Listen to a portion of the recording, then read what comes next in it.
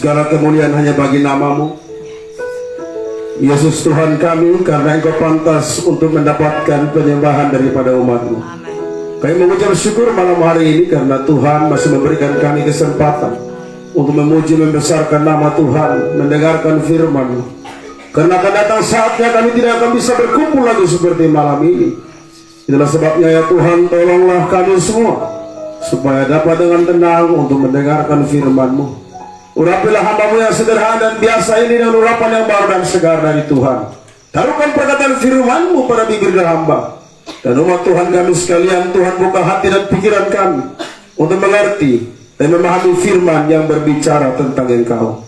Berbicara ya Bapa, di dalam nama Yesus hamba berdoa. Haleluya. Orang percaya berkata amin. Shalom. Hosana. Ya, puji Tuhan. Selamat malam untuk kita semua.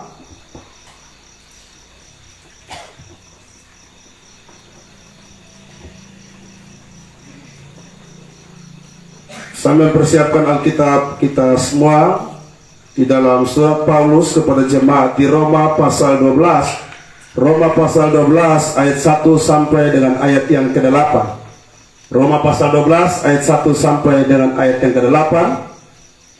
Sambil mempersiapkan Alkitab saudara, saya akan mempersembahkan sebuah pujian untuk Tuhan. Melayani lebih sungguh.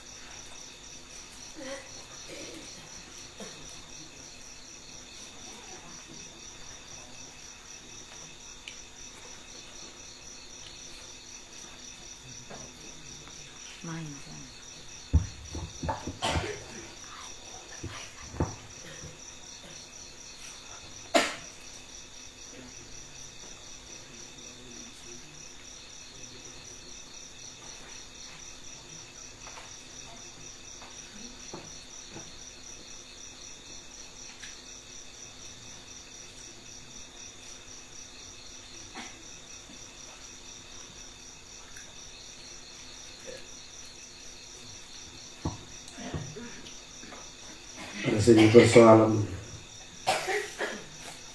Baik, nanti baru kita nyanyi sama-sama. Baik, buka surat Roma pasal 12 ayat 1 sampai dengan ayat yang ke-8. Kita akan membaca berbalas-balasan. Saya baca ayat 1, Bapak Ibu Saudara, ayat yang kedua bergantian sampai pada ayat yang ke-8 kita akan baca bersama-sama.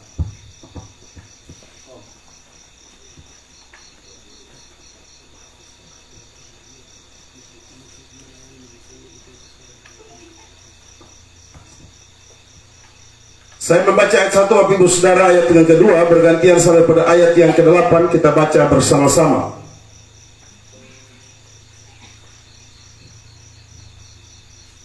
Tema di sana adalah persembahan yang benar. Karena itu saudara-saudara, demi kemurahan Allah aku menasihatkan kamu supaya kamu mempersembahkan tubuhmu sebagai persembahan yang hidup, yang kudus dan yang berkenan kepada Allah. Itu adalah ibadahmu yang sejati.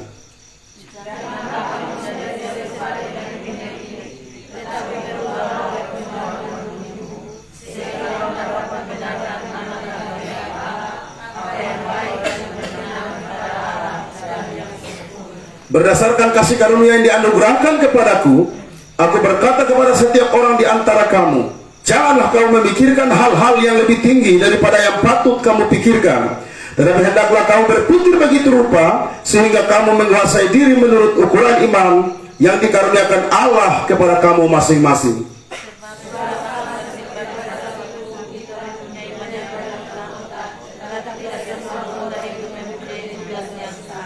Demikian juga kita, walaupun banyak, adalah satu tubuh di dalam Kristus, tetapi kita masing-masing adalah anggota yang seorang terhadap yang lain.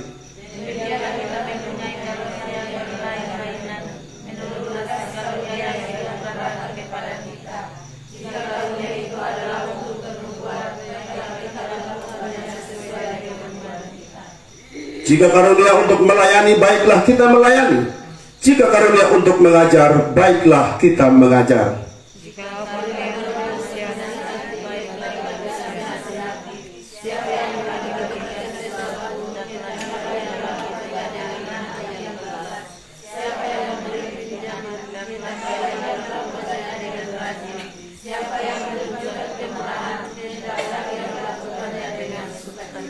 Izinkan kembali saya bacakan buat kita ayat 1. Karena itu saudara-saudara, demi kemurahan Allah, aku menasihatkan kamu supaya kamu mempersembahkan tubuhmu sebagai persembahan yang hidup, yang kudus, dan yang berkenan kepada Allah. Itu adalah ibadahmu yang sejati. Garis bawah kalimat yang berbunyi ibadahmu yang sejati.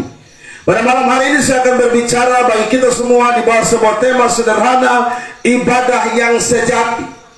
Kalau ada ibadah yang sejati, berarti ada ibadah yang tidak sejati. Kalau ada ibadah yang benar, berarti ada ibadah juga yang tidak benar. Kalau ada ibadah yang menurut kehendak Tuhan, pasti juga ada ibadah yang tidak menurut kehendak Tuhan. Saudara yang kekasih dalam Tuhan, orang berpikir ibadah itu sekedar datang ke gereja, tepuk tangan, angkat tangan, turun tangan, lompat-lompat, selesai. Ibadah bukan sekedar sebuah rutinitas kita yang diwarnai dengan liturgi yang beraneka ragam. Ibadah lebih dari sekedar itu. Dari bacaan kitab suci malam hari ini, saudara yang kekasih, Alkitab berkata bahwa ibadah yang sejati itu memiliki tanda-tanda khusus.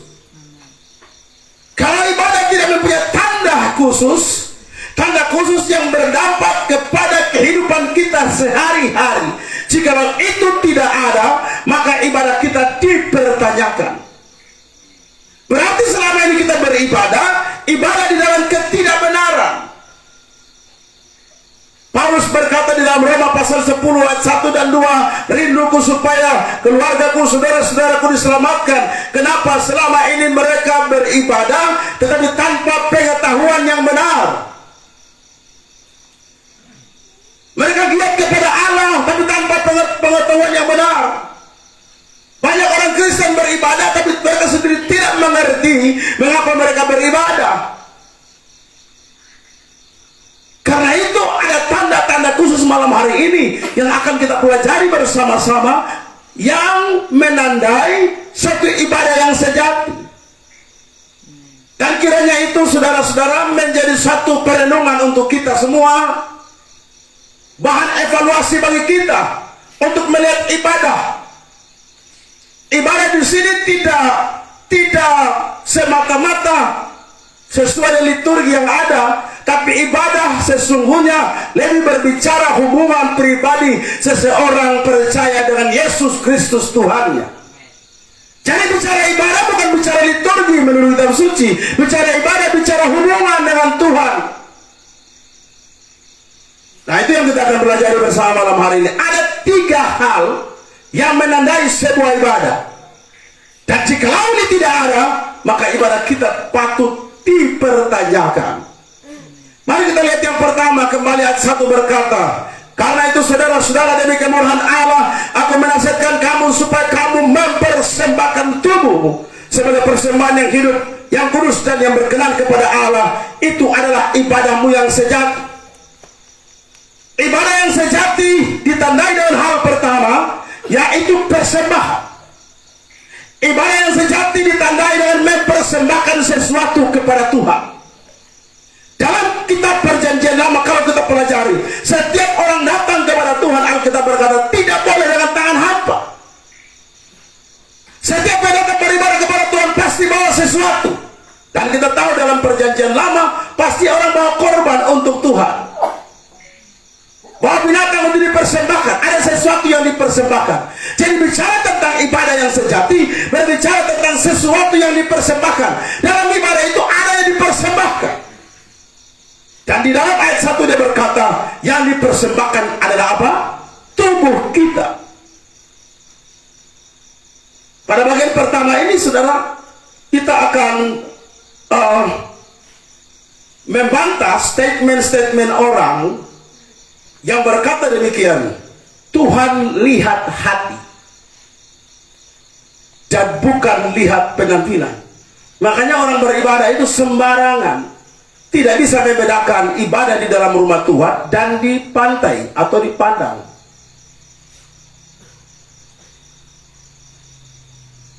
Ibadah yang sejati ditandai dengan mempersembahkan tubuh kita, mempersembahkan hidup kita. Ternyata tubuh ini sangat penting dalam hubungannya dengan Tuhan. Karena itu kita berikan yang terbaik buat tubuh kita untuk kemuliaan nama Tuhan. Dalam mempersembahkan tubuh kepada Tuhan ada 3 persyaratan yang harus kita penuhi ketika datang bawa mempersembahkan tubuh kita kepada Tuhan. Persyaratan yang pertama dikatakan, supaya kau mempersembahkan tubuhmu sebagai persembahan yang apa, saudara? Persembahan yang hidup, yang kudus, dan yang berkenan kepada Allah. Persembahkanlah tubuhmu yang hidup. Hidup memiliki 2 pengertian. Hidup yang pertama, pengertian dalam pengertian yang sebenarnya. Hidup dalam pengertian yang sebenarnya. Maksudnya hidup yang dipersembahkan kepada Tuhan yang hidup, bukan yang mati alias bangkai. Jadi yang hidup, hidup dalam arti sebenarnya bernafas. Coba saudara lihat di samping kiri kanan, masih hidup atau tidak? Tubuh yang hidup yang dipersembahkan kepada Allah, bukan tubuh yang mati. Pernahkah saudara menghadiri sebuah ibadat pemakaman, lalu mamanya yang berkata, minta izin Bapak, saya belum kenal beliau, baru hari ini kenal. Ya, tapi ketika saya injak kaki di depan Hosana, serasa sudah kenal lama. Amen. Padahal baru kenal. Ini namanya sok tahu. Pernahkah saudara mendengar pendeta berkata di dalam acara pemakaman, saudara-saudara, mari kita serahkan jenazah almarhum Yakobus dalam tangan Tuhan biar dibentuk dan dipakainya? Tidak pernah kan? Karena kita berkata orang mati tidak bisa bangkit dan bersyukur. Orang yang sudah di dalam kuburan tidak bisa bangkit dan bernyanyi bersyukur memuji Tuhan. Kalau sudah mati sudah habis. Nah, kalau sudah mati apa yang ditakutkan? Sepasang kapas di hidung, kaki tidak lurus, orang ikat dengan kain putih, kasih masuk di peti, dipaku lagi, kasih masuk dalam kuburan lagi, sudah ditutup lagi. Kira-kira yang keluar siapa? Yang muncul. Sehingga harus taruh lilin di atas kuburan. Supaya apa? Supaya terang. Makanya saya sarankan bikin kuburan, langsung pasang instalasi listrik di dalam memang. Daripada taruh di luar. Kalau orang kecelakaan, saudara, itu waktu saya melayani di Rote, di Mokdale tepatnya, ya, di depan gereja Gemit Mokdale, tanjakan sedikit itu ada kecelakaan. Jadi di mana darahnya berceceran, di situ batu dikasih banyak keliling-keliling, terus dibakar lilin di sana. Jadi kami lewat setengah mati. Lalu saya bilang, kenapa tutup seperti ini? Ambil saja air siram kan dia bersih. Kenapa harus dengan batu-batu keliling? Apa dia jawab? Bapak jangan macam-macam. Kita jaga supaya arwahnya itu tidak ada gangguan. Kalau tidak dia mengamuk, Pak. Kita harus jaga dengan baik-baik. Lalu saya tanya, oke, kalau seandainya dia tenggelam di laut, lu bikin batu keliling di tengah laut, kau bakar lilin juga di tengah laut. Ini penipuan setan. Amen. Iya toh? Betul. Kalau tidak muncul, wah nenek Koli muncul. Dari mana nenek Koli? Tidak ada nenek Koli muncul di situ, sudah pergi dia. Saudara kalau taruh lilin di atas kuburan, saudara sedang berurusan dengan kutub dunia orang mati. Amen. Dan itu berbahaya. Jadi kalau sebelum dengar khotbah ini boleh bakar lilin sampai berapa biji, tapi setelah dengar begini mohon dimengerti. Kalau tidak percaya, coba dulu sekali. Malam itu rumahmu tidak akan aman. Tiba-tiba di jendela batuk, darah Yesus berkuasa. Batuk dia kan? Sampai di kamar mandi cicak lompat, darah Yesus berkuasa. Jadi cicak jadi sasaran, tokek jadi sasaran. Sampai ada yang berkata, tiba-tiba kupu-kupu masuk. Dalam nama Yesus, kupu-kupu jadi setan. Kita ditipu oleh setan. Alkitab berkata orang sudah mati selesai. Dia tidak bisa melayani Tuhan, dia tidak bisa bersaksi, tidak bisa menyanyi. Aku sudah lewat kuburan, tiba-tiba ada yang menyanyi, Allah mengerti, Allah peduli. Tidak ada. Yang ada cuma ketakutan. Saudara kamu Baca Papua 1, dia lewat kuburan-kuburan, pas ada pisang-pisang begitu banyak, dia lewat, tiba-tiba saudara, kuntilanak bunyi. Dia hardik, Yesus tolong. Kuntilanak tepuk dia, orang cuma bercanda, saya cerewet mati, dikit lapor, dikit lapor. Orang mati tidak bisa bikin apa-apa. Hanya orang hidup. Maka tubuh yang masih hidup dalam arti yang sebenarnya, pakai untuk melayani Tuhan, pakai untuk ikut Tuhan, pakai cari Tuhan. Jangan sudah kena stroke baru pendeta. Begitu dia sudah.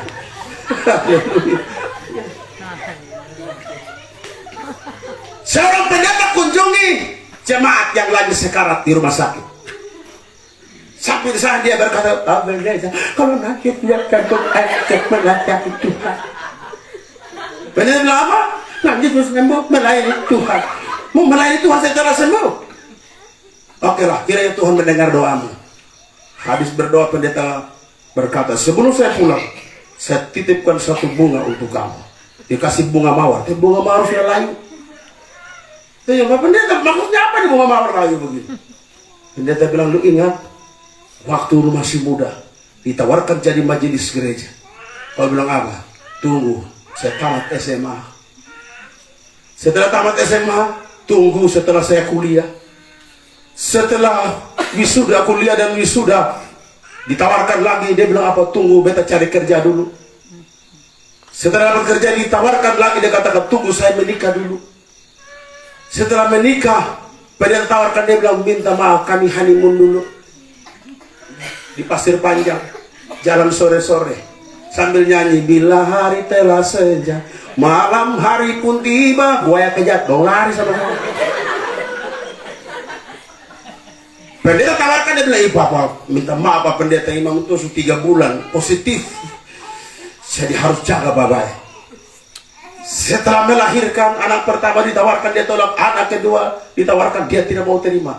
Dia jawab apa? Pak pendeta urus anak setengah mati, mau gendong mana, tarik mana, pikul mana, lempar mana, bingung saya bapak. Apalagi mau ikut-ikutan jadi majelis gereja. Lalu pada akhirnya kau sakit, kau sudah tidak berdaya, baru kau bilang, bila saya sembuh, saya melayani Tuhan. Maka kau tersinggung, saya kasih bunga yang layu ini. Demikian juga hati Tuhan tersinggung, dia kau model sudah mau mati baru melayani. Lu maksud apa? Jadi masih hidup dalam pengertian sebenarnya, marilah ikut Tuhan, gunakan tubuh ini sebaik-baik untuk kemuliaan nama Tuhan. Karena setelah selesai Tuhan panggil, ada pujian mengatakan, bila ku tak berdaya lagi, aku tahu hidupku sudah jadi berkat. Amen. Jadi hidup dalam pengertian berarti hidup ya masih bernafas. Pengertian hidup yang kedua dinamis. Tubuh yang dinamis, walaupun sudah opa-opa, sudah oma-oma, sudah tua, ompong peot alias top. Top artinya tua, ompong peot. Tapi walaupun peot, dia menyanyi luar biasa. Dia loncat sampai tengah tahun, dia lepas telepon, lupa tuh dia. Dia menyanyi, dia bersuka cita walaupun sudah tua. Walaupun kaki pincang sebelah, soraklah, haleluya, hehe, soraklah, haleluya.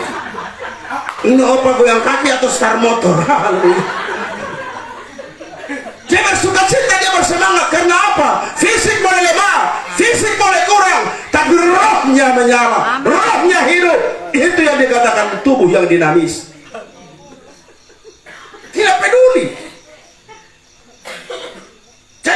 persembahkan tubuh kita, tubuh yang hidup, tubuh yang dinamis untuk kemuliaan nama Tuhan. WL tadi suaranya serak, tapi dia tetap haleluya. Dia tetap karena rohnya semangat. Amin. Biarpun panas tinggi meriang, dia tidak peduli. Haleluya. Lebih dari pemenang. Amin. Lompatlah bersorak. Haleluya, haleluya, haleluya. Tapi jemaat tidak lihat suaranya ini, jemaat lihat semangatnya. Amin. Jadi walaupun patah-patah, kalau semangat jemaat tertransfer, terimpartasi dengan semangat. Haleluya, menghibur dompet sukacita. Haleluya. Kata impartasi dengan sukacita worship leader. Amin. Sukacita. Jadi pada worship leader naik berteriak, ayo, salam. Ini minum Puramex seberapa biji?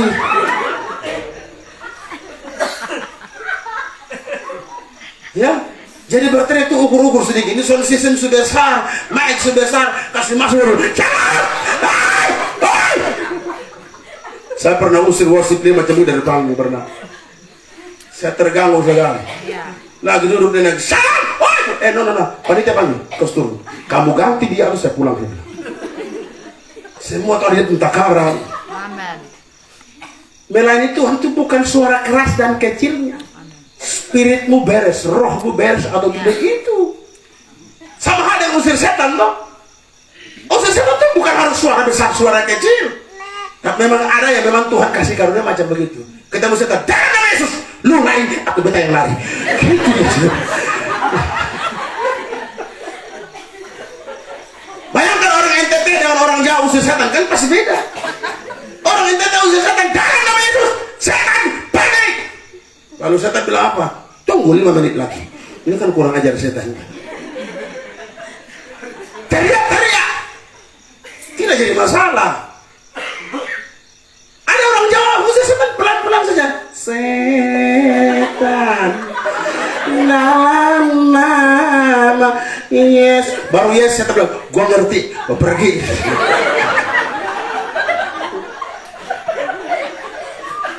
Karena hidup, rohnya beres. Amin. Jadi worship leader ukur-ukur kalau teriak. Ini orang so asik sembah Tuhan. Saudara, mari angkat tangan. Semua sudah menikmati hadirat Tuhan. Yes, semua kaget. Wow, ada apa ini?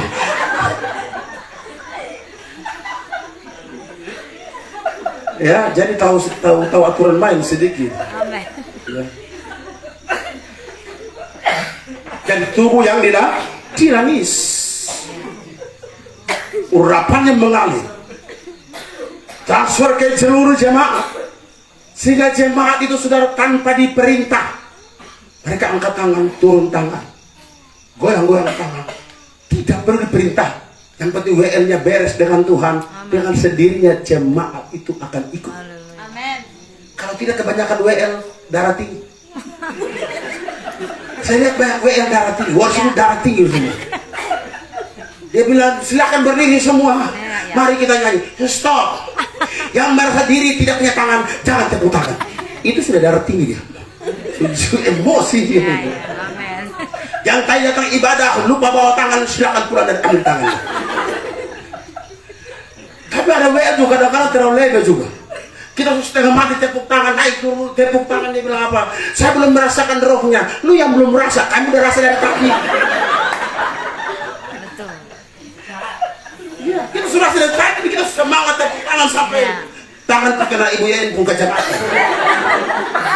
Tapi lu bilang, saya belum merasakan hadirat. Kemungkinan lu yang belum beres. Amin. Mengalir saja. Kalau rohnya beres, aman. Maka Tuhan bilang, ini anak persembahkan tubuh untuk aku. Amin. Jadi tubuh yang hidup. Yang kedua, tubuh yang kudus. Kudus artinya dikhususkan untuk Tuhan. Dikhususkan untuk Tuhan. Di dalam perjanjian lama, tidak boleh satu persembahan yang cacat dibawa kepada Tuhan. Tidak boleh cacat. Tidak boleh bawa persembahan asing. Hukumannya mati. Nah, ketika orang Israel mempersembahkan korban, itu imam harus teliti, jangan sampai ada penyakit Yang sampai ada kaskadu, dia periksa semua. Harus kudus. Jadi dalam pelayanan persembahan diri kepada Tuhan harus kudus. Itu penting. Karena tanpa kesucian tak seorang pun bisa memandang Tuhan. Tanpa kekudusan tidak ada konektivitas antara roh kita dengan Tuhan. Tidak akan sampai. Harganya kudus. Jangan sampai kita melayani begitu hebat, tapi setelah pelayanan mulai yang lain. Kami dalam pergumulan hari apa? Hari Kamis tuh. Ya hari Kamis. Itu dikatakan seorang pelayan Tuhan harus bisa jaga mulut. Harus bisa jaga omongan. Karena semua yang kita ucapkan itu akan dipertanggungjawabkan kepada Tuhan. Jadi segala omongan kita harus hati-hati dalam banyak hal, termasuk berkhotbah. Jangan pernah khotbah singgung nama orang. Jangan berkata itu kepala dinas ini tuh dia sakit stroke gara-gara dia selingkuh. Tiba-tiba orang panggil, Pak, siaran langsung beta dengar. Tolong kita di kantor polisi dulu. Buktikan mana selingkuh dan janda mana. Silahkan. Oh, ini Tuhan yang kasih tunjuk. Saya kasih tahu. Penglihatan mungkin betul. Tapi penglihatan saudara tidak bisa dibuktikan secara hukum positif. Oh, beta lihat. Dia racun. Dia yang racun. Dia yang racun. Polisi angkat jana. Ada bukti. Tuhan yang kasih tunjuk. Masuk. 3 tahun dulu masuk. Tuhan yang kasih tunjuk. Nanti bilang Tuhan bawa omongan di dalam. Makanya pakai itu hikmat yang Tuhan kasih ya. Amen. Saya tanya saudara, ketika saudara pergi mau doakan orang di rumah sakit, pakai O2. Lalu saudara berdoa, bahaya. Bahaya. Ada kain hitam lewat. Dia langsung meninggal itu di situ. Tuhan tunjuk ini ada kain hitam. Ada peti mayat taruh di bawah kolong lebar. Stop dia, langsung meninggal. Karena maksud kita benar, cara penyampaiannya salah. Harusnya berkata, tenang saja, memang ada serangan, tapi Tuhan punya kuasa. Jangan sibuk ada peti mayat keliling. Ada batu hitam besar, rambut keriting, beri dekat lu, ramas lu pembatang leher. Langsung dia meninggal. Penglihatan tidak salah, maka cara penyampaian yang salah. Kenapa salah? Karena tidak mau dibimbing. Ada orang punya karunia hebat luar biasa, tapi tidak mau dibimbing. Ketika ibu yang panggil, mau dibimbing mereka bilang apa? Cukup betanya Roh Kudus saja. Cukup dengan Roh Kudus saja. Terus lu pikir kamu ini tanpa Roh Kudus? Tuhan sudah kasih tugas. Dan saya singgung terakhir di sini. Atau koma di sini dulu. Harus kudus. Cara bicara kita kudus. Ini saya minta maaf. Saya pernah dengan satu hamba Tuhan. Kami sama-sama melayani lalu kemudian permisi minta maaf. Itu habis pelayanan dia hajar rokok tuh hampir 2 bungkus. Saya tanya, Om, kenapa begitu? Apa dia bilang? Suara Tuhan bilang sama saya. Waktu pelayanan jangan isap rokok. Habis selesai baru hajar semua. Lalu saya mengundurkan diri dan minta permisi, saya pamit. Maaf, kita tidak bisa sama-sama. Lalu saya pamit dari dia. Mungkin dia masih hidup kusumati, saya tidak tahu. Tubuh harus kudus. Bait Allah ini harus kudus. Memang rokok itu tidak disebut dalam Alkitab ya. Hanya disebut dilarang merokok cuma di pom bensin. Bayangkan di pom bensin saja dilarang merokok, apalagi masuk surga. Di dalam kitab suci ada yang namanya tersirat, ada yang namanya tersurat. Yang tersurat itu ya baca lurus-lurus ya itu sudah. Tapi yang tersirat 1 Korintus 3 ayat 16 misalnya, tubuhmu adalah bait Allah. Barang siapa merusak bait Allah, dia akan dirusak oleh Allah. Nah, itu ada terkandung tersirat kebenaran yang perlu digali. Maka untuk memahami kitab suci beda dengan kita memahami kitab suci yang lain. Makanya orang-orang di luar yang tidak mengerti kekristenan, yang mengacak-acakan kitab suci kita, itu orang bodoh yang tidak mengerti. Main comot ayat, dia pikir dia hebat.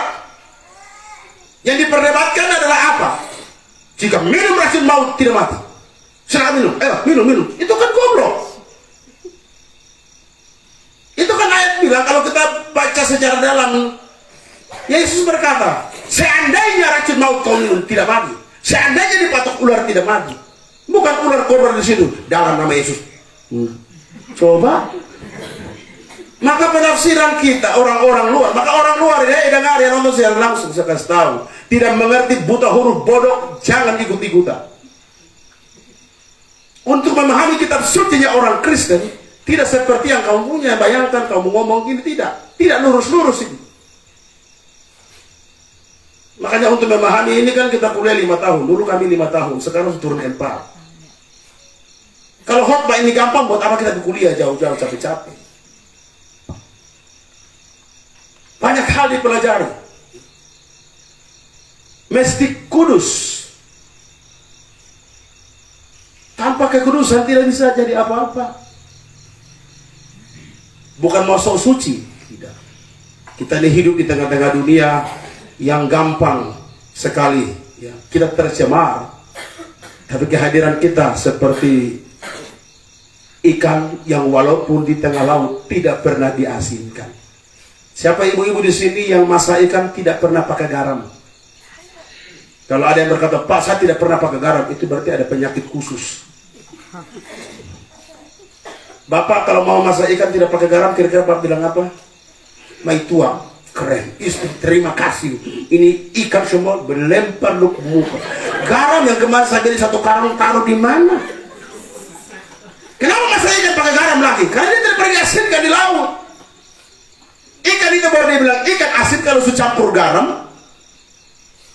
Kita orang alor, rumah kami kan ada ke pantai. Jadi ambil ikan yang masih lompat-lompat naik dibelah, lalu kemudian malam itu mereka rendam dengan air garam 1 malam. Ikan itu setelah pagi baru disiram lagi, baru dijemur. Makanya ikan asin dari Alor itu lebih enak dari semua provinsi yang lain. Kira-kira begitu. Nanti hari Senin dan hari Selasa di Alor. Ya. Mau makan ikan asin? Silakan titip uang. Ya toh? Saudara yang dikasih oleh Tuhan Yesus, jadi dimanapun kita berada, tidak terpengaruh dengan situasi apapun, tidak terpengaruh. Jadi, tanpa kekudusan tidak bisa. Maka tubuh ini harus kudus. Jangan besok melayani malam minggu duduk di taman nostalgia, lalu mulai bahasa-bahasa bara.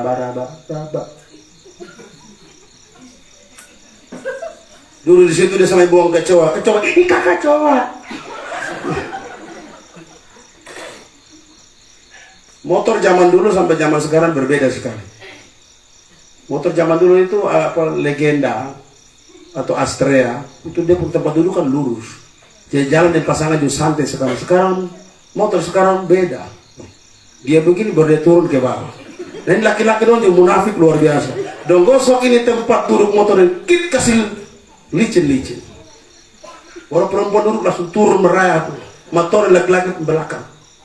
Laki-laki kasih kencang motor. Itu perempuan peluk itu laki-laki sampai serangan asma. Laki-laki sesak napas. Ada yang lepas. Terlalu kencang. Sebegitu baru besok dia melayani. Soraklah, haleluya. Gembala tidak lihat, pendeta tidak lihat, tapi Tuhan lihat. Dan kalau jemaat rohnya beres, dia akan rasa ini WL tidak beres, ini pengkhotbah tidak beres. Itu bisa rasa.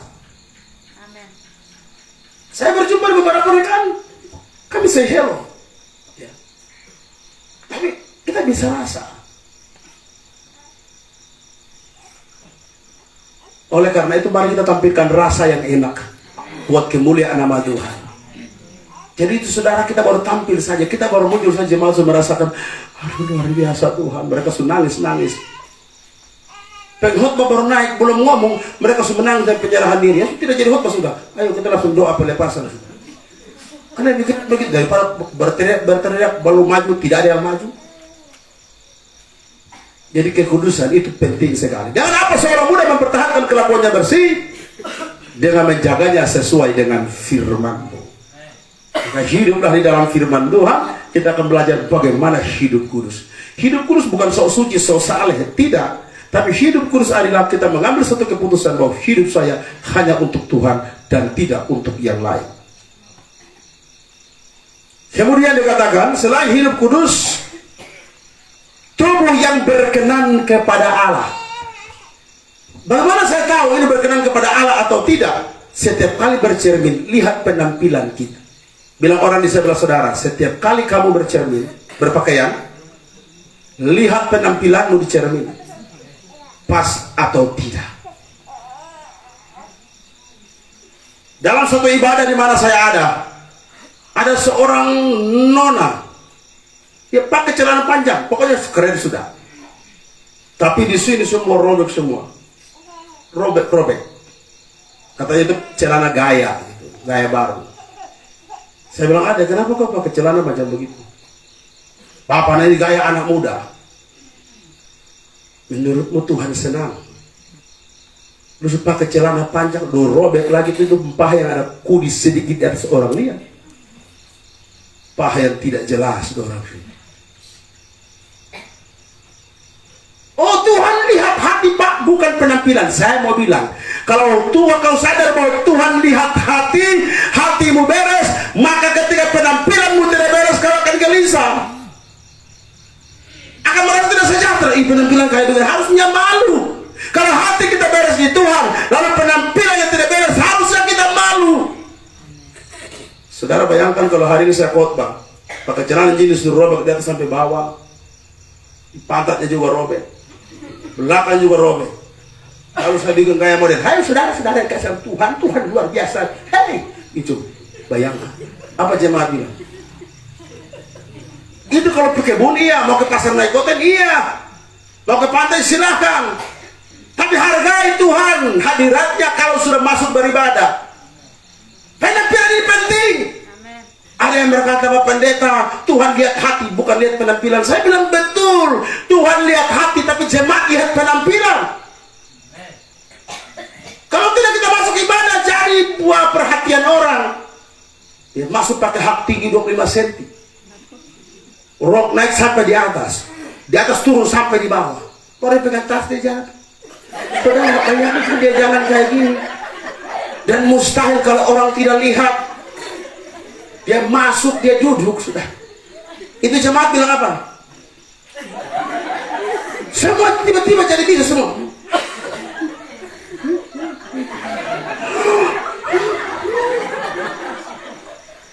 Akhirnya ibadah tidak konsentrasi. Saya hampir 16 tahun di Jakarta. Dan Jakarta ya kota metropolitan. Jadi kami yang khotbah setengah mati. Suruh sampai di atas sini. Ini udah pakai sapu tangan. Pada pangku kaki. Udah repot kita. Mau lihat salah. Mau kita lihat tambah salah. Itu bukan berkat khusus, bukan. Itu bencana. Jadi kami khotbah setengah mati, saudara-saudara yang dikasih dalam Tuhan. Tuhan luar biasa. Stres kita. Itu kan well, itu sampai pakai pakaian kita udah setengah mati. Soraklah, haleluya, soraklah. Tidak bisa bergerak. Tolong penampilan itu. Saya mau buktikan. Tuhan lihat hati, tapi jemaat lihat penampilan. Saya bisa minta pemain keyboard sebentar dulu di sini. Om Tony. Sony. Hah? Om Sony. Sony kok Tony? Sony. Mari kak. Kadang-kadang orang bilang Tuhan lihat penampilan. Makanya ada yang pernah ada bilang sama saya, Pak Pendeta, beta ini bisa WL Pak. Beta bisa WL Pak. Pak ini kasih orang lain, saya tidak pernah kasih. Saya bilang, Ibu, Nona, saya tahu kapasitasmu. Lu batuk saja fals. Apalagi lu menyanyi. Bapak menghalangi pekerjaan Roh Kudus. Lu pikir saya baru kenal Roh Kudus? Dia paksa diri, ya sudah. Saya kasih kesempatan, tapi bukan di ibadah umum. Saya kasih di komsel. Silakan. Dia nyanyi hanya Tuhan yang tahu. Dia menyanyi dari utara ke selatan, benar-benar dia ke utara, musik ke selatan. Warga suara ancur-ancuran, saya bilang, Nona, lu tidak punya karunia di situ. Bahwa dia bangganya, dia berkata, saudara, walaupun beta pun suara kurang bagus, tapi Roh Kudus akan mengurapi. Tidak. Makanya kalau saya pilih worship leader, itu harus suaranya bagus. Kenapa? Kita mau kasih yang terbaik buat Tuhan. Saya bersama Tali Todoro di Jakarta, kita audisi worship leader saja 100 orang, yang lolos cuma 10. Nah sekarang saya mau buktikan ini. Ya. Tahu lagu Ku Mau Cinta Yesus Selamanya? Saya bikin 2 model worship leader. Model yang pertama, Tuhan lihat hati dan penampilan kita. Ya. Coba Kak Widi coba. Ku mau cinta Yesus. Nah ini worship leader yang Tuhan lihat hati dan penampilan. Ku mau cinta Yesus selamanya. Oke, semua ikutin. Ku mau cinta Yesus selamanya. Meskipun badai silih berganti. Terima kasih Kak Widi. Enak gak saudara? Saudara menikmati ya. Nah itu Tuhan melihat hati tapi juga penampilan. Kualitas suara juga penting untuk diperhatikan. Amen. Ini tidak bermaksud merendahkan siapa-siapa. Iya. Tapi kita mau sadarkan orang, kalau bukan jangan paksa diri. Amen. Ini sekarang model yang kedua. Tuhan lihat hati, bukan penampilan. Nah model begini, lagu yang salah, dia akan maju. Salam. Kita akan masuk dalam hadirat Tuhan. Saudara-saudara, mari kita nyanyi sama-sama. Ku mau cinta Yesus selamanya. Jemaat yang duluan menyanyi. Ya jemaat silakan. Ku mau cinta Yesus. Haleluya. Sekali lagi. Cinta Yesus selamanya. Stop, saudara. Saudara senang atau darah tinggi? Saudara akan bilang lu turun atau aqua yang naik. Terima kasih Kak Sony. Silakan duduk lagi kakak. Itu maksud saya, ini contoh sederhana. Kita mau kasih yang terbaik untuk Tuhan. Amen. Penampilan itu penting. Saya kesini saja, mungkin penampilan tidak sehebat Om Andre. Tapi saya perhatikan penampilan saya. Saudara, wajah saya putih karena saya pakai Viva sedikit tadi. Bedak Viva sedikit menghiasi wajahku. Supaya di jalan orang lihat terang benderang. Bayangkan kalau saya tidak pakai bedak, orang bilang, makuk apakah gerangan dia? Saya perhatikan. Saya keliling kota Kupang cari parfum yang bagus. Yang sekali gosok bisa 3 hari baru hilang. Saya cari minyak rambut yang bagus. Dari Tanco naik level jadi Marlboro.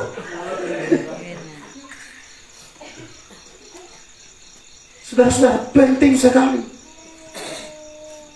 Semua diperhatikan, mimbar kita berdiri diperhatikan. Bayangkan kalau pengkhotbah naik, shalom saudara, kita bersyukur Tuhan baik ya, luar biasa. Hari ini kita baca firman Tuhan di dalam ngeri. Makanya kalau pengkhotbah tangannya kas kaduk garuk, memang kasih obat untuk 3 hari ke depan jadi pengkhotbah. Penampilan itu sangat penting. Orang hitam tuh dia penampilan bagus, keren. Tapi asal-asal naik saja, aduh tidak bisa. Jadi penampilan itu penting. Bapak-bapak, kalau penampilan nama hanya daster yang itu aja sudah dipakai terus 3 hari, kira-kira bang senang tidak? Pulang kantor daster warna merah. Pulang kantor tetap daster warna merah. Bapak bilang tuh daster warna hijau kemarin di mana? Penampilan itu penting. Ibu-ibu ini kadang-kadang di pasar naik kota saja dia setel sampai 3 jam. Dia sampai di sana ikan sudah habis semua. Semua yang mau dibelanjakan sudah tidak ada semua. Tapi dia menjual gosok, dia pun kuku lagi. Dia, ke pasar saja itu dia masih bawa dia punya cermin, dia lipstick di dalam kantong. Sampai di pasar dia masih.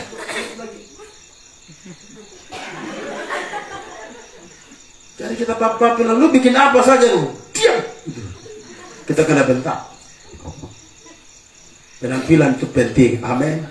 Perhatikan dengan baik. Mama, saya mau tanya, Bapak biasa pulang kerja jam berapa? Bapak pulang kerja jam berapa? Taruhlah jam 4 ya. Mama harus persiapkan penyambutan Bapak. Mulai persiapan dari jam 10 pagi. Persiapkan anak-anak. Anak-anakku, bos akan pulang jam 4. Kita bikin penyambutan setengah 4 sore. Maka mama mulai pedikur, tekukur. Mulai jam 10. Begitu latihan baris berbaris. Begitu papi muncul. Langsung mama bilang, siap-siap, bos sudah datang. Siap-siap, sambut. Anak-anak lari sambut. Ore, papi pulang. Mama sabar dari belakang. Pipa datang. Sukacita. Setelah duduk, mama jangan langsung tanya. Tadi kerja bagaimana hasilnya? Bang bilang, lu saya punya penjaga kepala kantor, katanya. Mama langsung pijat pundak Bapak. Bapak capek ya? Capek. Mau minum kopi apa? Kapal api? ABC Mocha? Kopi tubruk? Atau mama yang tubruk langsung? Sukacita kita, amin. Berbahagia. Jadi penampilan itu sangat penting. Oleh karena itu kita harus bedakan mana baju di pesta punya, baju di pantai punya, baju di gereja punya. Itu semua dipersiapkan dengan baik. Lalu harus hafal warna harus pas. Saya pelayanan di Rote, KPI malam pertama. Itu ramai sekali di luar. Ternyata ada satu nona muda. Saya pikir dia kurang apa gitu. Pikir dia ada gangguan. Tidak normal. Kenapa sampai heboh di luar? Sepatu warna pink, kaos kaki warna kuning, celana warna hijau, baju warna putih abu-abu. Itu dia pakai pita di atas tuh 4. Udah rambut di sebelah kiri kuning, atas hijau, ke sebelah kanan tuh merah. Jadi begitu dia masuk di gereja, anak-anak nyanyi, pelangi, alangkah indahnya. Tapi dia urat malu seputus. Bilang orang di sebelah saudara, penampilan itu penting. Jadi Mama Yayan akan lihat hari Minggu besok, penampilan beda. Orang pergi pesta itu pakai sanggun sampai 4 lapis tinggi sampai hari ini. Dia pakai, pokoknya pakaian yang keren. Pergi pesta ini, kenapa harus keren? Itu makan puji namanya. Kenapa tidak masuk dalam? Kenapa harus tunggu bulan keluarga baru pakai pakaian yang gagah-gagah? Pi ulang tahun teman saja itu sepatu. Tadi pagi sikat, jemur. Dia ulang sikat hari kita. Siang lagi sikat ulang lagi. Supaya yang terbagus. Kalau untuk manusia ini kita kasih yang bagus, kenapa Tuhan tidak? Mama bilang, Bapak harus beli sepatu Fantopel untuk pakai. Tidak mau, nanti meninggal baru kasih pakai.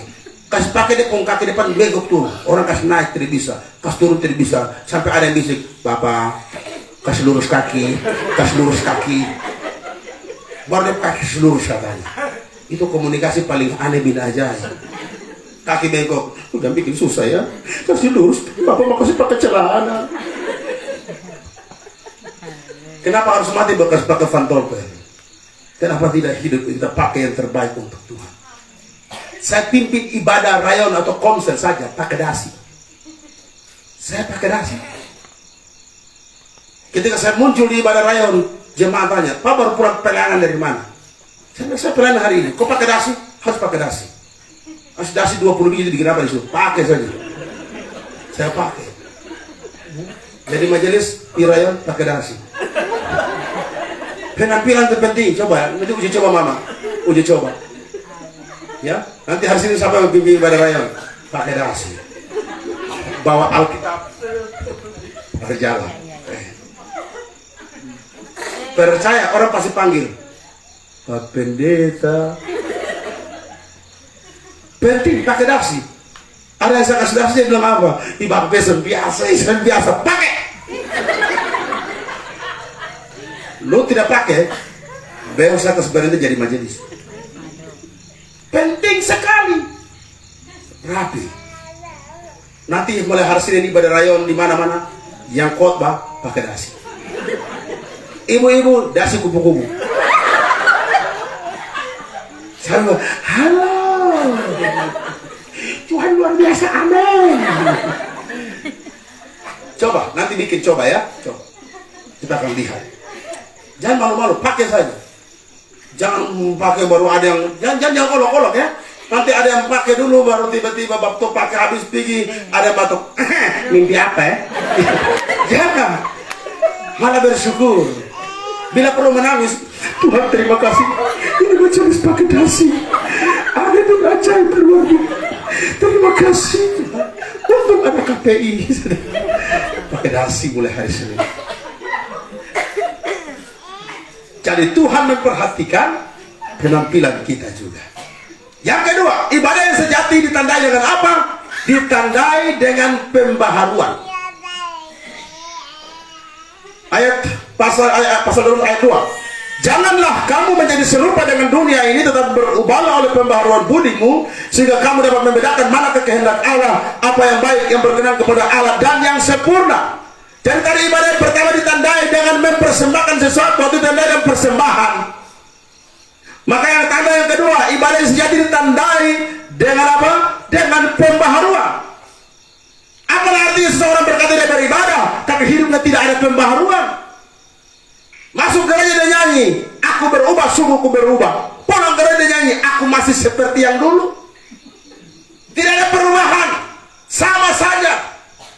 Casingnya bagus, tapi dalamnya hancur semua, nana-nana semua.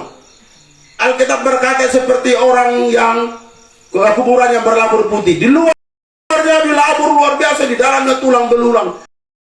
Di luar dibikin tehel mentereng sampai Tuhan Yesus punya gambar ditempel pikul domba.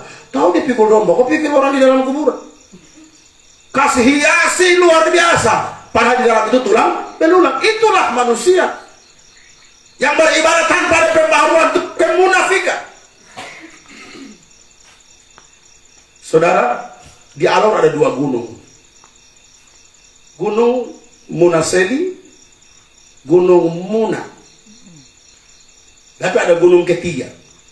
Ini 2 gunung ada di Alor. Tapi gunung Muna yang ketiga ada dalam gereja. Itu munafik. Gunung Munaseli di Pantar. Gunung Muna di Gunung Besar. Gunung munafik di dalam gereja. Terlalu banyak. Di dalam gereja itu, di dalam ibadah, kita sulit membedakan mana anak Tuhan dan mana anak hantu. Semuanya sama seperti malaikat. Tapi setelah ibadah di lapangan baru semua diuji. Apakah betul-betul saya sudah mengalami pembaharuan dalam hidup, atau hanya sekedar ibadah tapi tidak ada pembaharuan? Tidak ada yang berbeda. Ibadah yang sejati ditandai dengan pembaharuan. Pembaharuan mengerjakan 2 hal. Yang pertama, pembaharuan mengerjakan perbedaan, dan yang kedua, pembaharuan mencerdaskan roh.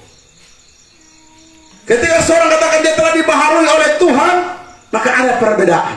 Dia tidak serupa lagi dengan dunia. Gaya hidupnya tidak sama lagi dengan gaya hidup dunia. Lifestyle-nya berbeda. Dia anak Tuhan dan bukan anak dunia. Dan surga sangat-sangat dan betul-betul berdampak di dalam hidupnya dan dinikmati oleh orang lain.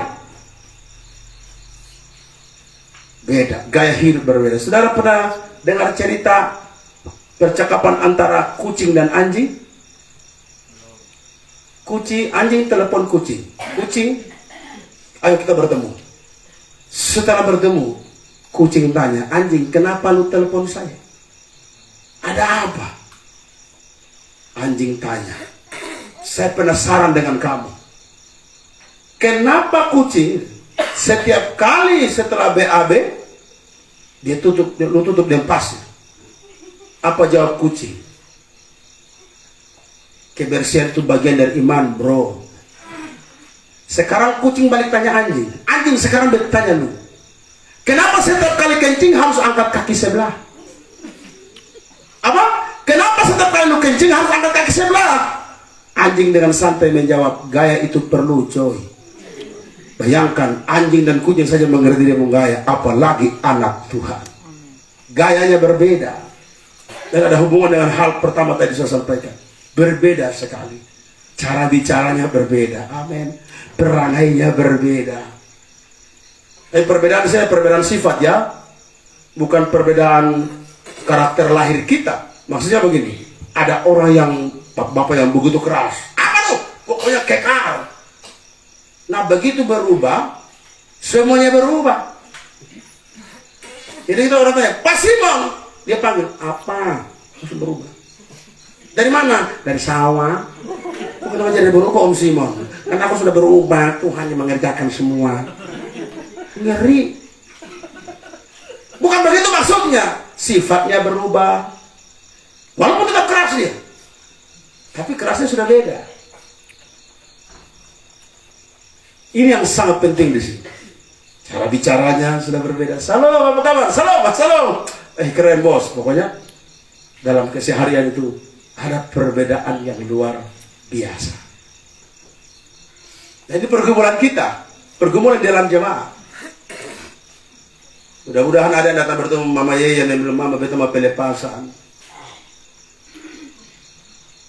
Saudara, suatu waktu di satu komplek ini waria lari-lari keliling komplek. Dia lari-lari dia ketemu Pak Pendeta. Dia mau doa pelepasan. Pak Pendeta mau pelepasan. Apa? Pelepasan. Kenapa? Udah capek. Jadi waria terus capek Pak Pendeta. Mau pelepasan. Mau pelepasan? Iya. Lalu Pendeta doa.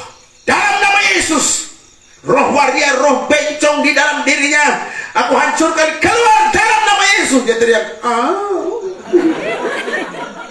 Dalam nama Yesus. Engkau. Mas, yang ketiga dia ngomong. Dalam nama Yesus. Keluar. Wah, langsung dia sembuh. Dia bilang, Pak Pendeta, terima kasih. Mereka sudah sembuh. Pak Pendeta. Pendeta cuma diam saja lihat dia. Pak Pendeta, mereka sudah sembuh. Pak Pendeta. Sudah normal kembali. Langsung pendeta jawab bilang apa? Oh begitu, puji Tuhan. Ternyata pindah rohnya ke pendeta. Setelah dicek, rupanya pendeta kurang persiapan waktu pelepasan. Jadi pendeta langsung, Bapak pendeta sudah sembuh. Oh sudah sembuh, baguslah bersaksinya. Bingung orang sudah.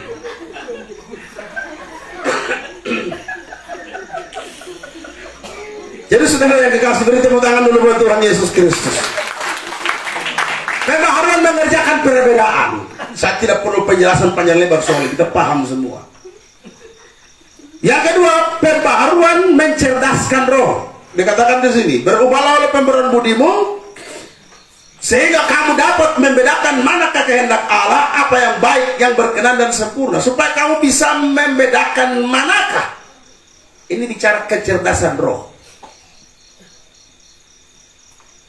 Seseorang yang rohnya sudah cerdas, dia punya kemampuan rohani untuk bisa membedakan mana yang salah, mana yang benar. Saya kasih contoh, saya tanya saudara, para koruptor itu orang pintar atau bodoh? Pintar atau bodoh? Pintar secara akademik, orang-orang intelek. Tapi kenapa mereka tahu itu salah? Masih korup juga. Kenapa? Karena masalahnya bukan di intelektualitasnya, tapi masalahnya di rohnya yang tidak cerdas. Saya percayakan rohnya cerdas, dia tahu korupsi itu salah. Kalau rohnya cerdas, dia bisa tahu istri ini, istri orang ini, laki orang, dia bisa bedakan. Tapi kalau rohnya tidak cerdas, dia akan menyanyi lagu tahun berapa puluh, 80 punya. Berdosakah diriku bila mencintaimu, walau engkau milik orang lain. Lu udah derakel kan nyanyi kayak gitu. Walau engkau milik orang, suka milik orang lain. Nah masalahnya, berdosakah diriku bila mencintaimu. Lu pikir perempuan cuma dia sendiri? Masih banyak janda yang membutuhkan pertolongan. Cari salah satu. yang cerdas dia bisa tahu ini istri orang, ini laki orang. Dia tahu ini salah, ini benar. Dia tahu ini baik atau tidak. Dia tahu, dia bisa membedakan itu. Amsal 1 ayat 7 berkata, tahu ayat ini? Amsal 1 ayat 7 berkata, takut akan Tuhan adalah permulaan pengetahuan, tapi orang bodoh menghina hikmat dan didikan. Lalu serta-merta orang mentafsirkan lurus, kalau takut Tuhan beta pintar. Makanya tidak mau belajar. Nanti mau ujian dulu baru undang Mama Yeyen untuk doakan. Rebus Indomie 1, telur 1 butir. Lalu Mama, hanya ini yang ada Mama. Besok ujian. Jadi tolong doakan. Setelah selesai ujian tidak naik kelas. Dia tidak lulus. Terus dia bilang apa? Mama Yeyen tidak ada urapan. Lalu dia sendirian goblok, tidak mau belajar. Karena saking jengkelnya dia ambil ayam merah, beras merah, semuanya serba merah, baju merah, rambut cat merah, lipstick juga ikut-ikutan merah semua. Untuk bawa ke kuburan neneknya yang bernama Nenek Koli. Sampai di kuburan Nenek Koli, jam 12:30 malam, dia panggil, nenek, nenek, nenek, bangunlah. Tiba-tiba kuburan goyang, asap naik, nenek muncul, dia kaget, darah Yesus berkuasa. Kalau Nenek Koli tanya, hei cucu, kenapa kasih bangun nenek malam-malam? Kebetulan cucu namanya juga Koli juga. Nenek Koli, tolong saya besok ujian hari kedua matematika. Tolong, saya kurang bagus di matematika. Tolong nenek supaya bisa pintar. Nenek yang mengamuk. Nenek Koli bilang apa? Cucu kurang ajar. Nenek saja SD tidak tamat, lu tanya matematika. Belajar, berdoa dan belajar.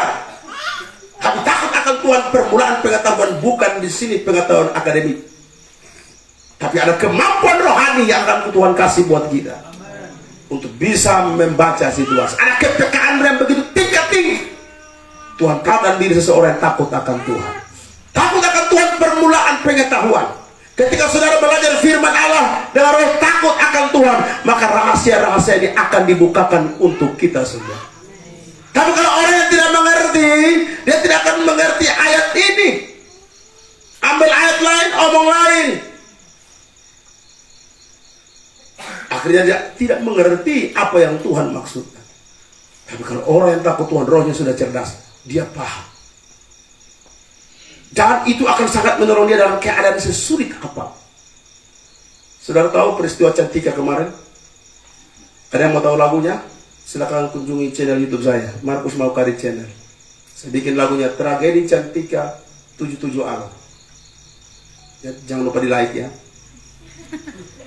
Subscribe and share and comment. Nah, saudara yang kasih dalam Tuhan, tanggal 24 itu kan saya bersama istri saya dan anak kami yang bungsu harus berangkat sama-sama dengan Cantika. Harus sama-sama. Tapi luar biasa. Kami mau KPI tanggal 25 sampai 27 Oktober di Alor. Di lapangan Kecamatan Alor Tengah Utara. Mau bersiap berangkat, Bapak Camat telepon. Pak Pendeta minta maaf. Kayaknya tanggal KPI kita harus diundur ke bulan November. Kenapa Pak Camat?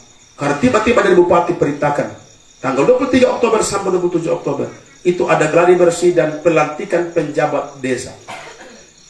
Oh ya Pak Pendeta, begitu ya Pak Camat ya. Jadi minta maaf Pak Pendeta, minta maaf jangan marah, kita harus undur. Jadi kami nanti bikin tanggal 13 sampai 15 November. Dan karena tidak jadi jalan, tiba-tiba dengar kejadian tragedi Cantika di Night View. Saya bayangkan kalau kami sepak jalan, saudara. Bobot saya 87 kilo. Dan itu kalau saya jatuh di laut, saudara, langsung bikin pemukiman baru di bawah. Saya pakai pelampung itu minimal 4, maksimal 7. Kalau cuma pakai 1 saja, pelampung mengamuk, keberatan loh, dia lompat, saya turun. Dan pasti berita akan tersebar. Ibu dan anak selamat. Tapi Pendeta Markus Maukari sampai hari ini jenazah belum ditemukan. Saya pernah tahun 2015 setelah KKR di Soe pulang ke Rote, itu bulan Desember, naik kapal Ile Mandiri, persis di Puku Afu, saudara. Ile Mandiri maju tidak bisa, mundur tidak bisa. Di belakang kita ada Ile Labalekan, di depan kita ada Ranaka. Itu karena arusnya kencang, itu hampir bertabrakan dengan Ranaka. Jadi Kapten Ile Mandiri, dia rem mendadak, itu fuso talinya putus dan sudah mulai miring. Saya mau teriak, saya bilang, Yesus tolong, Yesus tolong. Anak buah kapal, Pak, bantu tarik auto. Lu pikir saya gajah? Tarik fuso. Tidak bisa. Lalu terus terang, saya tenangkan hati dan saya berdoa. Saya menyampaikan beberapa permohonan. Tuhan, yang pertama, motor metik itu baru lunas. Masa ini hari saya kasih lunas itu tenggelam. Tuhan tolong mengerti, motor metik baru lunas. Yang kedua, anak saya masih kecil-kecil.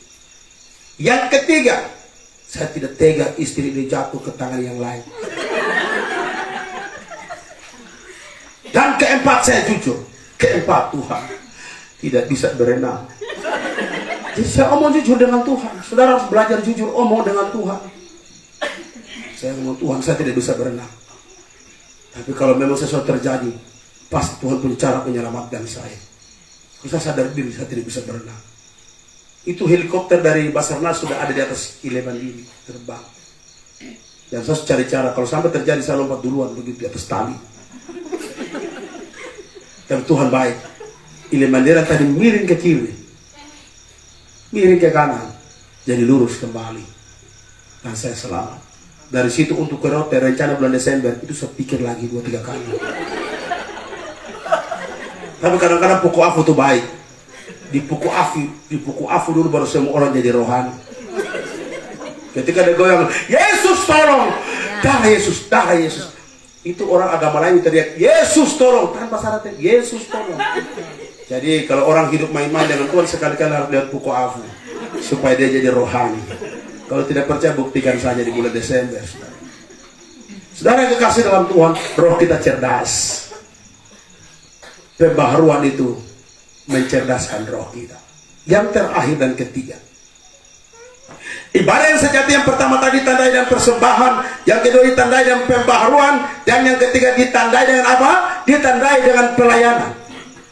Seseorang yang beribadah, dia harus melayani Tuhan. Jadi yang beribadah tidak pernah melayani Tuhan, itu ibadahnya dipertanyakan. Setiap orang yang sungguh-sungguh membangun hubungan dengan Tuhan pasti mau melayani.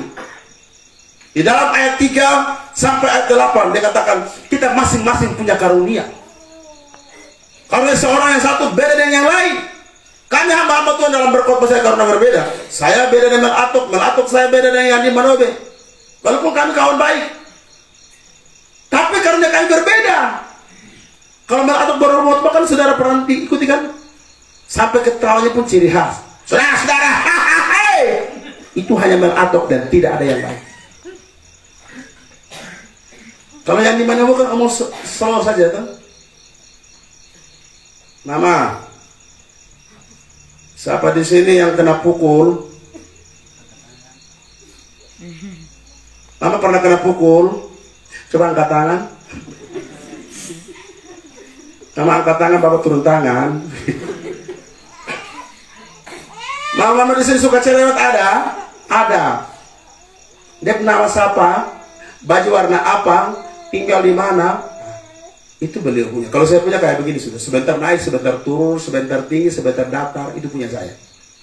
Kalau saya ikut gaya khotbahnya Melato, itu ambulans disiapkan buat saya. Karena 5 menit di depan saya pasti masuk rumah sakit. Kalau saya ikut khotbah gayanya Mayan di Manobe, sama juga. Meninggal sebelum sampai di finish. Dan mereka dua juga tidak bisa ikut saya punya gaya. Saya pastikan mereka pingsan atau kena asma. Kenapa? Karena berbeda. Lalu karena berbeda, apakah saya cemburu dengan atau saya cemburu dengan Manobe? Tidak perlu. Karena masing-masing Tuhan suka kasih. Tuhan suka patok untuk kita. Jadi tidak ada yang bisa sama dengan mamanya yang tidak akan bisa. Tidak ada yang bisa sama dengan Bapak.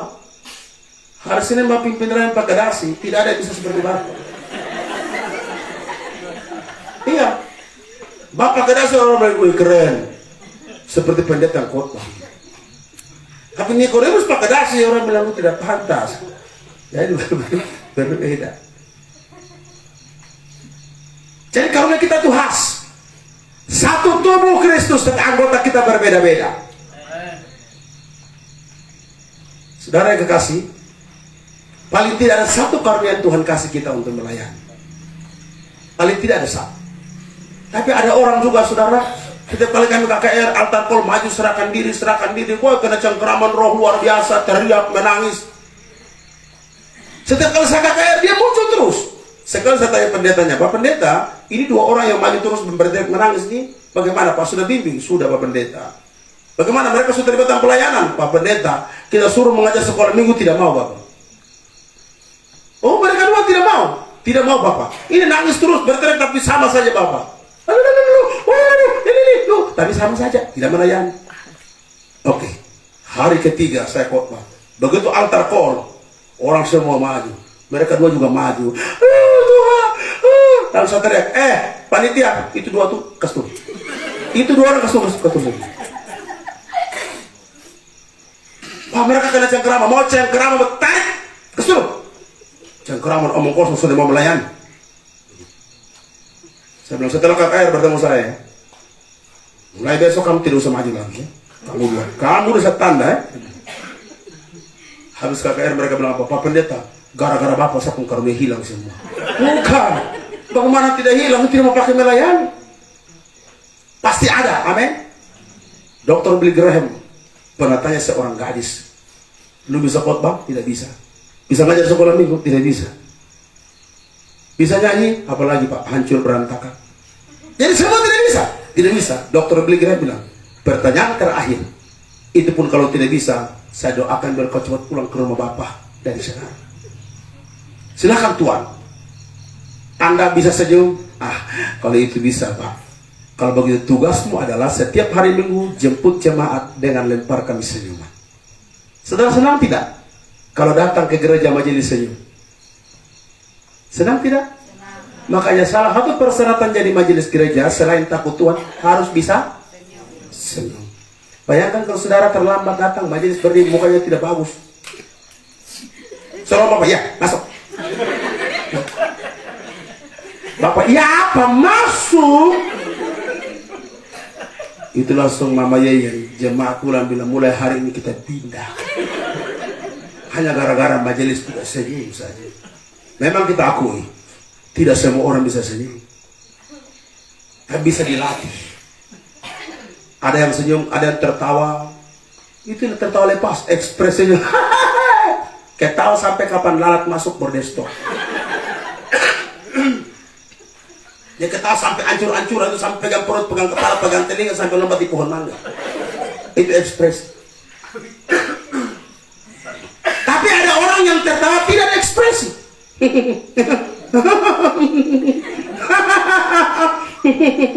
Tidak ada ekspresi. Itu seperti kuda yang meringkik.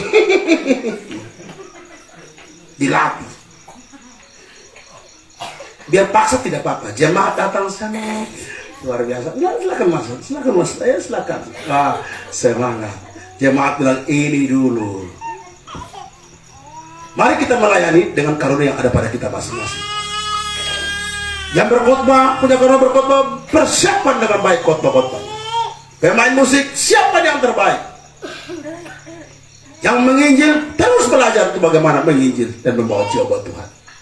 Kita masing-masing punya karunia. Bilang orang di sebelah saudara, paling tidak ada satu karunia dalam dirimu. Aktifkan sekarang. Dan terus melayani Tuhan. Ya. Jadi saudara yang kekasih dalam Tuhan, ini sangat penting. Jadi ketika nanti Ibu Pendeta bilang, Bapak bawa firman Tuhan ya di rayon. Son bisa, jangan hajar. Siap Pak, bisa. Siap. Setelah siap baru telepon, Pak mau kari, minta tolong. Apa? Bahan khotbah 1. Bagaimana caranya? Gitu. Ada seorang majelis dia disuruh khotbah. Tetapi dia tidak tahu mau khotbah di rayon mana. Setelah dikasih tugas khotbah, dia bilang, saya bisa khotbah. Nah, khotbah ini sekarang dia harus khotbah tiba-tiba dia harus khotbah di rumah mertuanya. Nah, dia bab mertua ini orang paling jahat, orang paling takut. Tidak tahu gereja. Dia nama Markus. Saya mau nama saya daripada nama saudara tersinggung. Mau nama saya saja. Bapak mantu nama Markus jahat sekali. Sekarang pendeta kasih ayat firman Tuhan Markus pasal 4. Nah, bapak mantu nama Markus. Dia sedih-sedih. Salah ngomong karena tempeleng. Dia stres, dia minta hikmat Tuhan bagaimana caranya supaya bapak mantu jangan mengamuk. Akhirnya dia berdiri. Saudara-saudara, malam ini saya akan menyampaikan firman Tuhan di dalam kitab bapak mantu pasal 4 ayat 1 sampai 3. Apa? Kitab bapak mantu pasal 4 ayat 1 sampai 3. Yang lain sugerisa. Tidak ada itu sejarah kitab bapak mantu, tidak ada. Lalu beliau bilang, oh, baru saya mengerti kitab bapak mantu artinya kitab Markus. Kalau dia coba bilang kitab Markus, langsung kena tempel dari bapak mantu. Maka Tuhan kasih hikmat, dia bilang kitab bapak mantu pasal 4 ayat 1 sampai 3. Marilah jemaat Tuhan yang sudah beribadah harus melayani. Apapun itu yang dipercayakan, lakukan dengan baik. Karena suatu saat kita akan pertanggungjawabkan semua di hadapan Tuhan. Biarlah firman Tuhan malam hari ini menjadi bahan evaluasi bagi kita pribadi lepas pribadi. Kelompok gereja, benarkah ibadah kita sejati? Ibadah yang sejati ditandai dengan persembahan. Sudah kita mempersembahkan hidup kita kepada Tuhan? Ibadah yang sejati ditandai dengan pembaharuan. Dan ibadah yang sejati ditandai dengan pelayanan. Kiranya Tuhan Yesus dan Roh-Nya yang kudus menolong Bapak Ibu Saudara dan saya untuk selalu mengingat apa yang Tuhan katakan dalam hidup kita hari ini. Tunduk kepala di hadapan Tuhan. Kita menaikkan sebuah pujian. Hidup ini adalah kesempatan. Adalah kesempatan untuk kita berserah diri kepada Tuhan. Adalah kesempatan untuk kita melayani Tuhan. Berbuat sesuatu untuk Tuhan sesuai dengan karunia yang Tuhan berikan buat kita masing-masing. Ketika menyanyikan lagu ini, semakin mendorong kita untuk memberikan yang terbaik untuk Tuhan dan kemuliaan.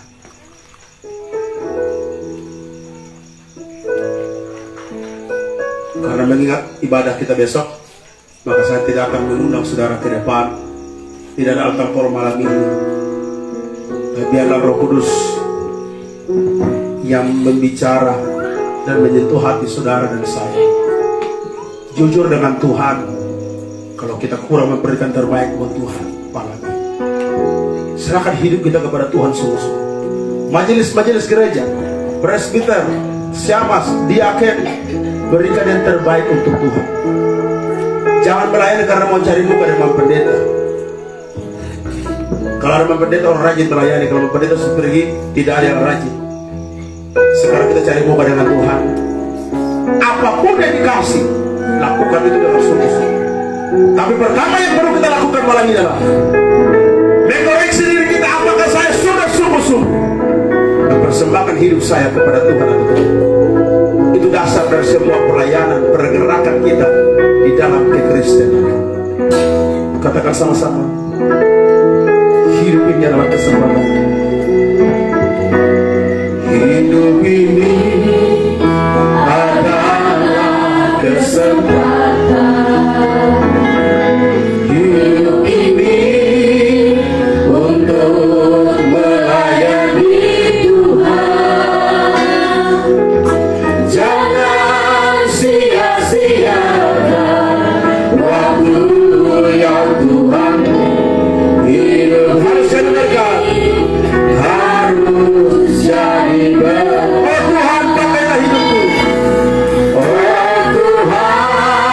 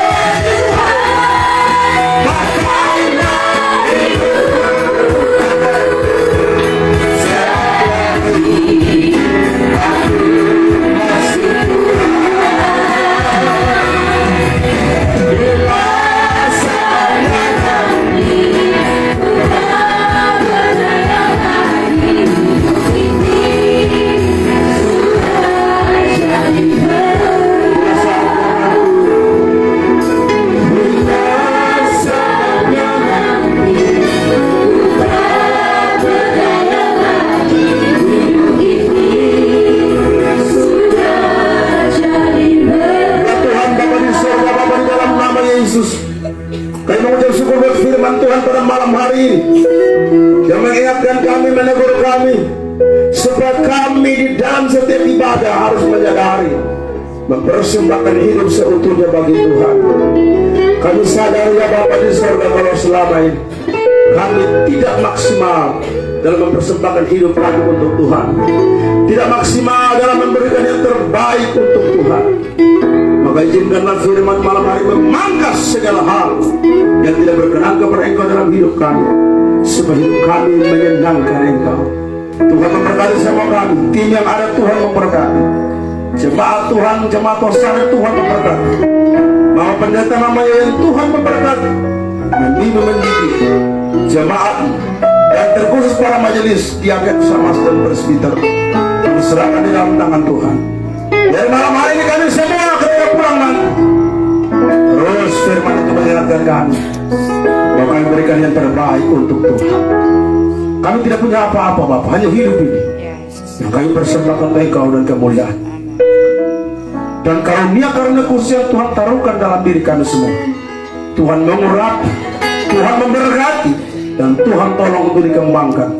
Nama dipuji dipermuliakan. Bapak, hamba sudah berhenti berbicara, tapi Roh Kudus akan terus-menerus memperdengarkan dan mengawal firman dalam hati dan jiwa kami dimanapun berada.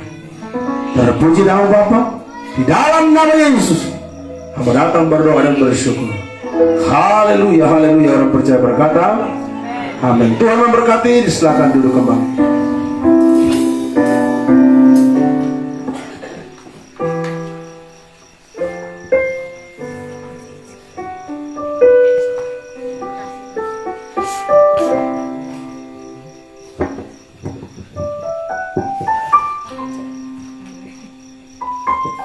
Puji nama Tuhan, mari kita berikan kemuliaan buat Tuhan Yesus. Terima kasih kepada kita untuk mendengar firman Tuhan-Nya. Tuhan Yesus terus memberkati dalam setiap tugas dan pelayanan. Baik, kita akan memberikan persembahan syukur kita, dan sebelum itu kita akan berdoa. Dan dengan kerendahan hati salah seorang presbiter, mari ada di depan bawa kita dalam doa persembahan.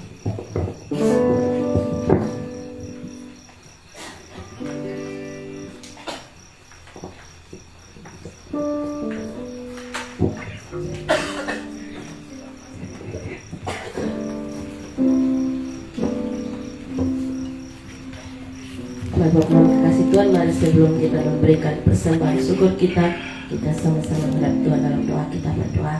Tuhan Yesus yang baik, kami bersyukur atas waktu ini yang Tuhan Yesus berikan bagi kami. Kami menikmati hadirat-Mu dengan penuh sukacita. Bapa di surga, firman-Mu yang telah kami dengarkan dan merupakan firman menjadi makanan bagi roh jiwa kami. Dan biarlah Tuhan meteraikan firman dalam pribadi kami masing-masing. Ingatkan kami selalu agar dalam setiap lika-liku kehidupan, perjalanan kehidupan kami dapat lakukan firman-Mu seturut dengan kehendak-Mu. Hamba-Mu yang telah selesai berbicara, Tuhan Yesus kembali urapi hamba-Mu dengan urapan surgawi-Mu di mana tempat hamba-Mu berada, dan memperdengarkan suara-Mu Tuhan. Terus memberkati sehingga setiap telinga yang mendengar, setiap mata yang melihat boleh kembali percaya dan bertobat untuk hormat dan kemuliaan nama-Mu. Tiba saatnya Tuhan, kami akan memberikan persembahan syukur kami, apa yang kami bawa dari rumah tangga kami masing-masing. Tuhan Yesus berkati, dirikan dan layakkan semuanya Bapa, agar persembahan kami boleh menjadi alat demi pelebaran Injil-Mu di muka bumi ini, terkhusus di jemaat Hosana Kuah Putu. Bapa, berkati kami sekalian, biarlah persembahan kami ini layak di hadapan hadirat-Mu dalam nama Tuhan Yesus Kristus. Persembahan yang hidup itu kami datang berdoa bersyukur kepada Allah Bapa di surga. Terima kasih Tuhan Yesus. Amin.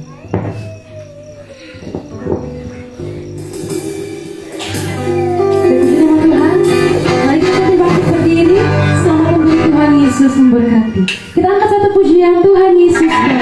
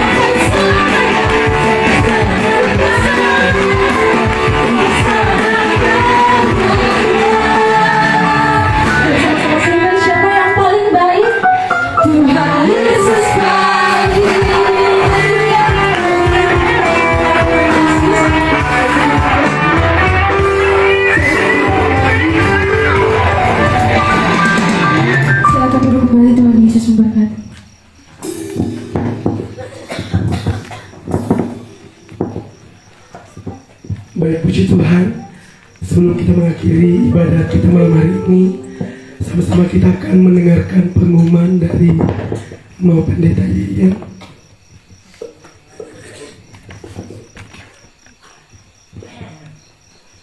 Baik, shalom. Hosana. Ya, kita semua diberkati luar biasa. Amin. Ya, kita menikmati dinner dari surga, makan malam dari surga ya. Makan malam lewat firman Tuhan yang begitu luar biasa. Ya, biarlah firman Tuhan tadi bukan hanya untuk kita aminkan di sini, tetapi untuk apa? Kita lakukan ya. Kita sepakat untuk menjadi pelaku firman Tuhan. Amin ya. Selagi tubuh ini masih hidup, masih ada nafas, beri yang terbaik, persembahkan yang terbaik bagi Tuhan ya. Hidup dalam kekudusan, ada pembaharuan, dan ingat, hidup ini kesempatan untuk melayani Tuhan. Amin. Baik, segala kemuliaan untuk Tuhan Yesus yang memberkati kita semua dan terus ada di dalam hidup kita. Terima kasih untuk Bapak Pendeta Markus Mawkari dan Ibu untuk kehadiran pertama di tempat ini. Tuhan memberkati. Kita percaya dalam perkenanan Tuhan ya. Jika Tuhan berkenan, pasti kita akan bertemu lagi ya. Yang berikut, kami juga bersyukur, berterima kasih ya, karena Tuhan sehingga kita semua masih bertahan ya, walaupun cuaca agak-agak dingin ya. Memang sudah putu, namanya kampung panas, kampung terbakar, tapi cuacanya dingin. Di sini AC alami, tapi bersyukur kita semua masih bertahan karena Tuhan. Amin ya. Baik, banyak terima kasih juga untuk teman-teman tim altar yang semangat, yang kompak. Terima kasih untuk kebersamaan kita. Terima kasih untuk semua yang dipersembahkan bagi kemuliaan bagi nama Tuhan.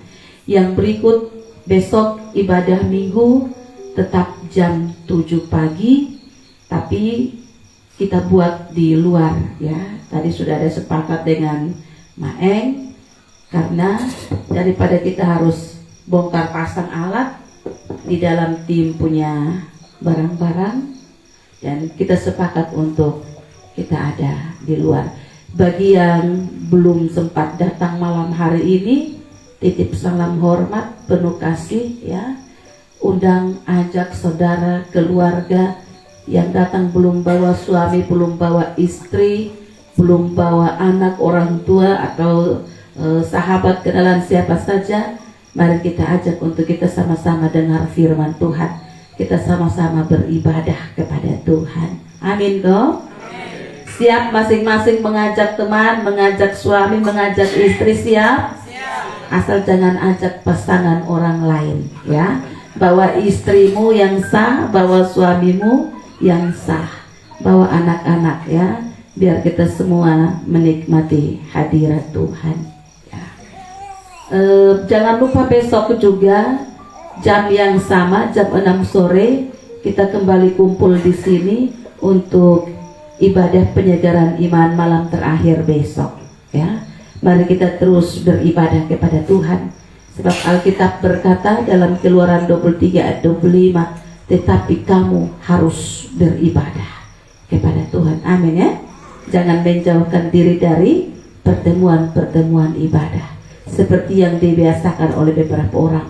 Tapi mari kita saling menasihati, semakin giat melakukannya menjelang apa?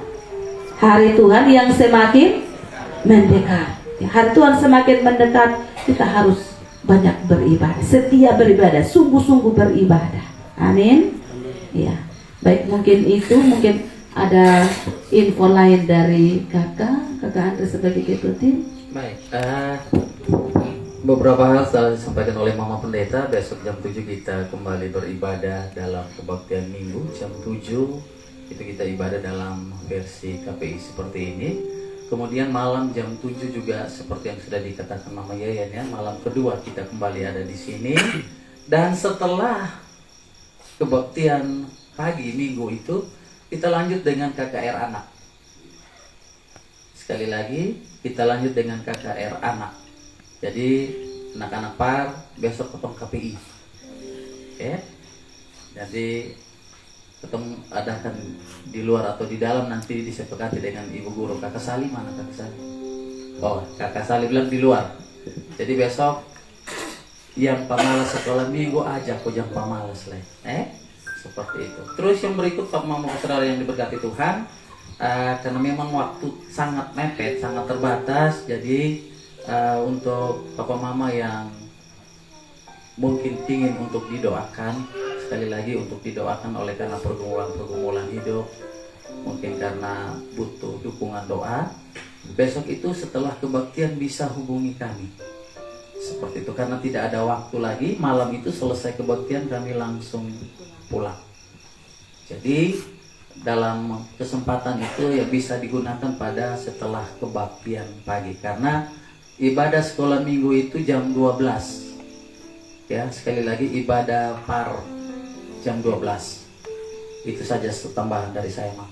Terima Baik, kasih. terima kasih kakak untuk informasi tambahan. Dan yang terakhir, setelah ibadah ini kita jangan buru-buru pulang. Ada air panas yang disiapkan untuk kita bisa minum bersama.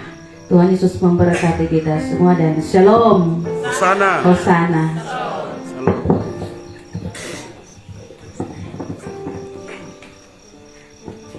Baik, puji Tuhan, kita tiba di penghujung ibadah kita malam hari ini. Sama-sama kita akan masuk dalam doa tutup dan doa berkat. Kembali Bapak Pendeta Markus Mokari hadapan Bapak dalam doa. Mari kita tenang, kita siapkan hati kita untuk terima berkat Tuhan. Sebab sungguh pujian dan benih firman Tuhan yang kita berikan malam hari ini sudah pujian Tuhan.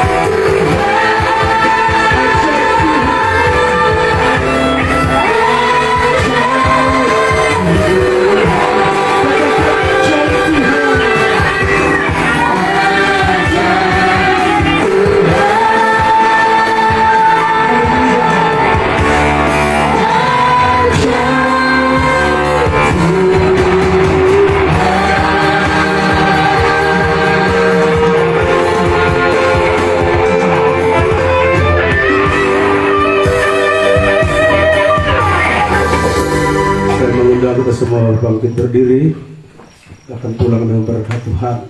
Bapa di sorga, Bapa di dalam nama Tuhan Yesus, kami mengucap syukur oleh karena kasih rahmat daripada Tuhan yang telah memberkati dan menyertai kami sepanjang KPI malam ini.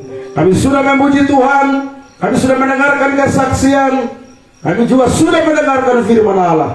Dan kiranya Tuhan tolong kami supaya tidak saja menjadi pendengar, dan kami menjadi pelaku firman dalam hidup kami. Terima kasih Bapa di surga, kami berdoa secara khusus untuk besok kegiatan ibadah mulai dari pagi sampai malam. Kami berdoa Tuhan memberkati dan campur tangan. Terima kasih Bapa di surga, terpuji namamu. Di hadapanmu telah berdiri umat-umat yang telah bertebus dengan darah yang suci dan mahal, dan akan kembali ke rumah tangga masing-masing dan mempersiapkan diri untuk beribadah besok. Oleh karenanya hamba berdoa memohonkan berkat kepadamu jemaat kekasih. Mari arahkan hatimu kepada Tuhan dan pulanglah dengan berkat-Nya. Kiranya kasih dari Allah Bapa, anugerah dari Tuhan kita Yesus Kristus, persekutuan dengan Roh Kudus tinggal menyertai kami sekalian mulai malam ini sampai Maranatha. Tuhan Yesus kembali menjemput saleh-salehnya. Haleluya, haleluya, amin. Baik, terima kasih Bapak Pendeta Markus, dan dengan demikian ibadah kita telah selesai. 1, 2, 3.